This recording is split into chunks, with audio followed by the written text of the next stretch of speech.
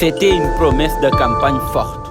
Instaurer un exercice régulier de redevabilité du gouvernement devant la représentation nationale.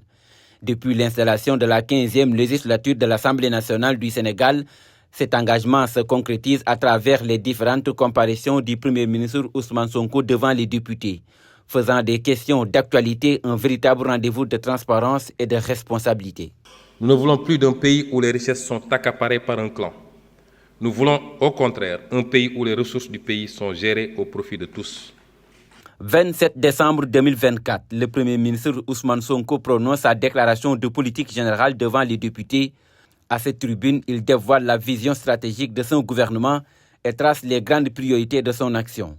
Redressement économique, rationalisation des finances publiques, souveraineté alimentaire, emploi des jeunes et réforme institutionnelle. Un cap clair, assumé pour impulser la transformation du pays. D'une gestion centralisée à outrance à une logique de gestion déconcentrée. 24 février 2025. Pour maintenir cette ligne politique, moins de 2 mois après sa déclaration de politique générale, le chef du gouvernement revient à l'hémicycle pour répondre aux questions d'actualité. Les échanges ont principalement porté sur le report définitif de la Cour des comptes relatif à l'audit de la situation des finances publiques couvrant la gestion de 2019 au 31 mars 2024, un document clé qui met en lumière l'état réel des comptes publics et les défis majeurs à relever. Notre ambition pour le Sénégal ne pourra être réalisée sans une gestion plus proche des territoires. Les députés interpellent le gouvernement sur le constat jugé grave et les recommandations formulées par l'institution de contrôle. En réponse, le Premier ministre appelle à tirer toutes les conséquences administratives, politiques et judiciaires des irrégularités relevées.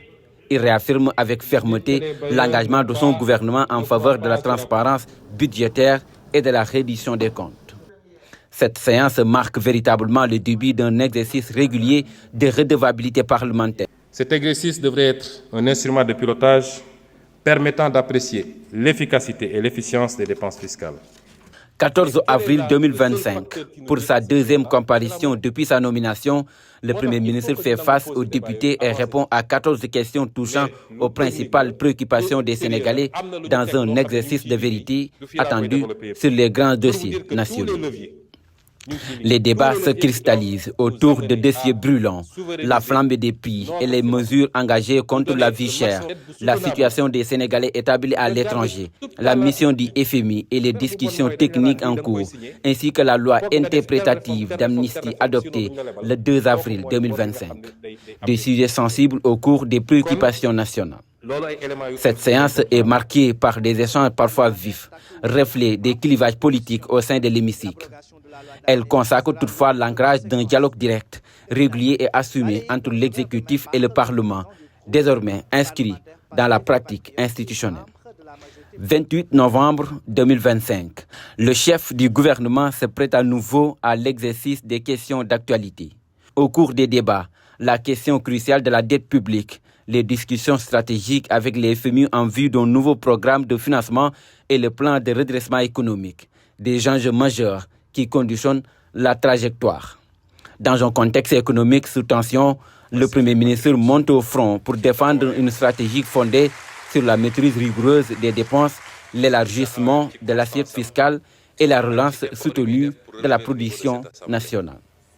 Cette séance met en pleine lumière les défis structurels qui pèsent sur l'économie sénégalaise et le choix décisif, engagé pour en redresser la trajectoire.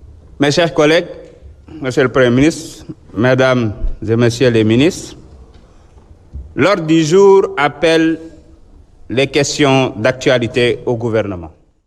24 février 2026, le Premier ministre est attendu pour une nouvelle séance de questions d'actualité.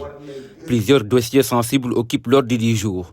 La question de l'homosexualité et les débats sociaux qu'elle engendre, la situation des 18 Sénégalais arrêtés au Maroc, ainsi que la crise universitaire et les tensions qui secouent les campus.